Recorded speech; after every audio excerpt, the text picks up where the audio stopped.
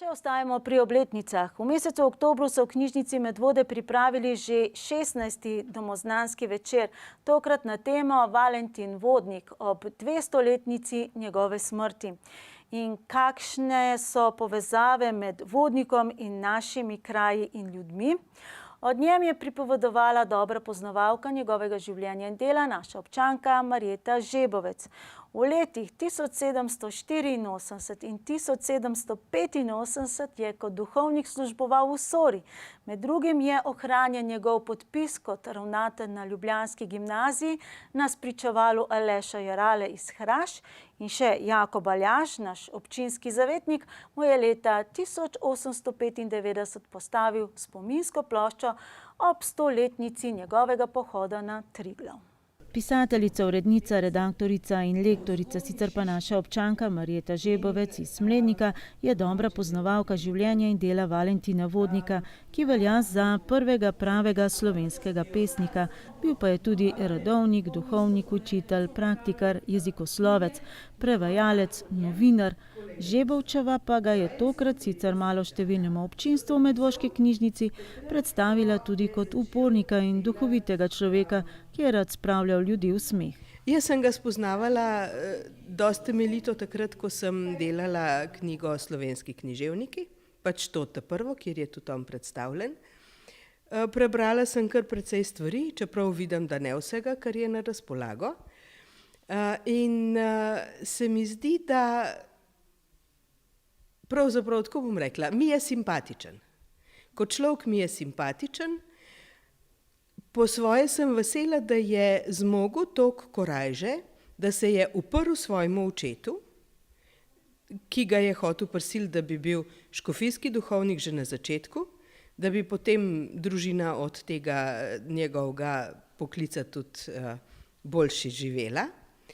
In potem, ko je postal učitelj, se je odpovedal duhovniškim dolžnostim.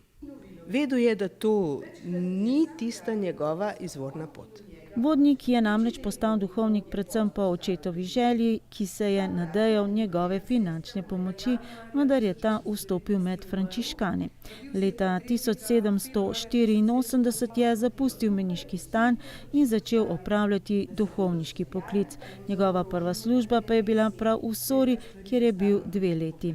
15 let kasneje pa je ta poklic opustil in postal gimnazijski profesor in tudi ravnatelj. Med drugim je ohranjen tudi njegov ravnateljski podpis na spričevalu Aleša Jerale iz Hraš. Ker je bil preveč naklonjen Napoleonovim ilirskim provincam in tudi šolski reformi, da se poučuje v domačem jeziku, se je zameril avstrijski oblasti in bil izrinjen iz javnega življenja. Predvsem se mi zdi, da je imel zelo široko izobrazbo.